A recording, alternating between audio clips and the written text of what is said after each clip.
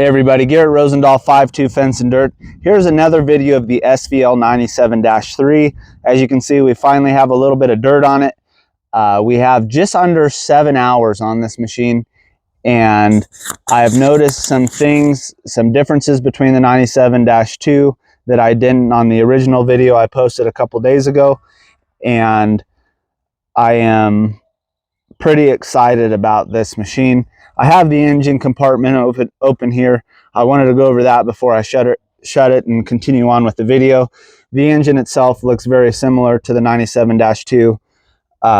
There's a little bit of different routing up here on the radiator hoses, and that's just because this swings out to the side as opposed to pivoting down. The radiator pack and cooling pack swinging out to the side is a big deal. If you've ever had to pivot the radiator pack out of a 97-2, you'll know that pivoting it down works, but you still end up kind of tight when you're trying to get down and adjust the tensioners on your belts.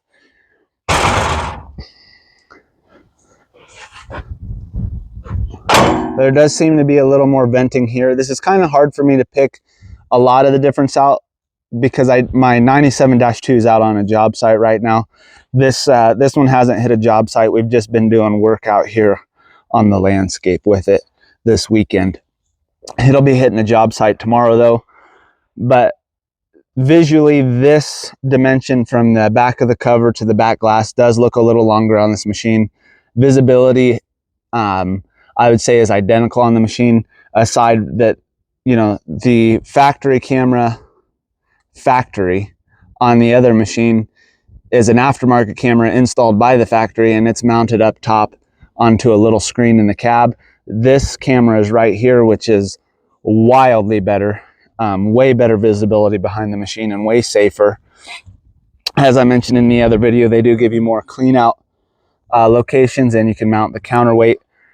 The diesel tank is no longer over here. DEF is in the same location, or I should say the diesel tank filler, but the hydraulic fluid is, I'll have to look on the other side, but it does appear that it has a cover now as opposed to the cap you can access.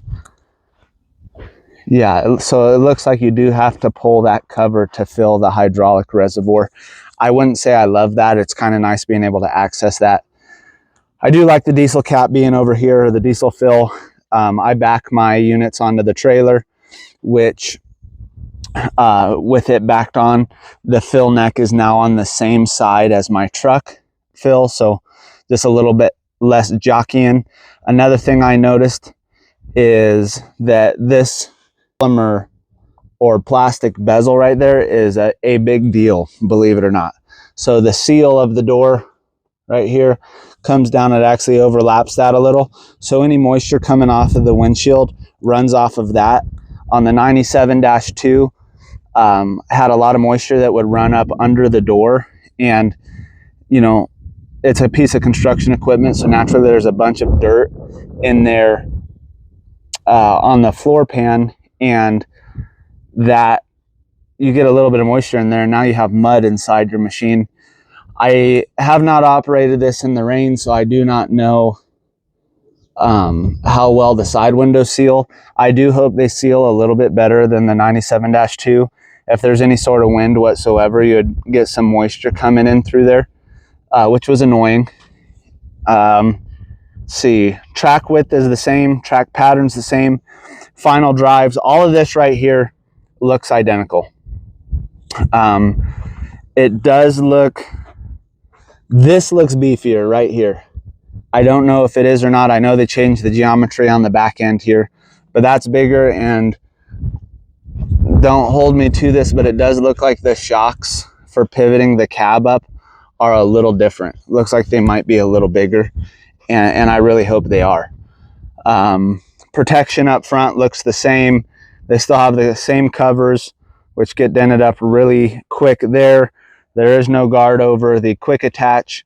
The quick attach is wildly faster than the 97-2. Here's a little better view of the cab.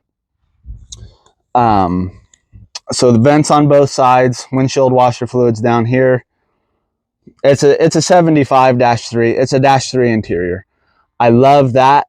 That is, I think it doubles as a, you know, a cup holder, but that fits a device really well. You got your charging ports up top.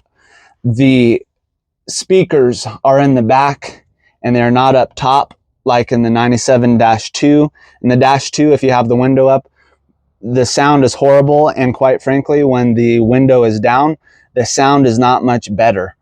It's very tinny. The sound in this machine, I haven't taken any phone calls in there, so I don't know about that, but the sound quality of the speakers when during audio playback is phenomenal. I would say it's on par with the Bobcat excavators we have. I can't speak for the sound on a cabbed Bobcat skid steer or track loader. What else have I noticed inside? Okay, so on the, all your buttons are over there. The KSR, the Kubota Shockless Ride, is activated there. What I did notice when you activate the KSR, and it's not every time, but I would assume it depends on the volume and the cylinders, but it does bleed some of that fluid off in order to get that shockless ride, so the bucket will actually drop a little. I mention that because if, say, you had a set of pallet forks or you had that holding something up and you bumped that KSR, I would say there's a high likelihood that it's going to drop your workpiece a little. Not drop it catastrophically, things are going to hit the ground, but it is something to consider. Could be just definitely something to consider for in terms of safety. Let's see, what have they changed down here? All right, so right off the bat, down here on the 97-2, this plate, the attachment plate, it comes down and it has a piece of pretty thick sheet metal right here. I am very glad that that is gone. When you're back dragging or you're moving with your bucket low, that hooks on rocks, and I have chunks missing out of that piece of sheet metal, and it's not thin. I mean, it's at least 3/8. It's thicker than that little strip right there, and that runs down off of that tube on that 97-2. I'm very happy to see that gone. I've hooked that many times. It's rough, pisses you off, and it gets damaged quickly. Grease points all look the same. Other thing I noticed on the outside that I do not like, it is my biggest gripe on this machine, is these chain points. This is the same as the chain points on our 75-3, the 97-2, and now the 97-3. But the 97-2, this is larger on the -2. This one on the -3 is the same size as the chain hook point on the 75-3, and I hate chaining up that 75-3 because the hooks, it's an absolute bear, especially because you're always in a hurry trying to get to the next job site, to fish that hook through and have it come out the other side. On the 97-2, this is larger and it's significantly easier. The first time I chained this machine up, I noticed that had been shrunk from the 97-2. I'm sure there's a method to their madness, but all it did was create a whole bunch of frustration on my part when I went to chain it up, because I know I have a lifetime of fighting with that on this machine. And this machine's heavy enough that you do have to have 4 chains.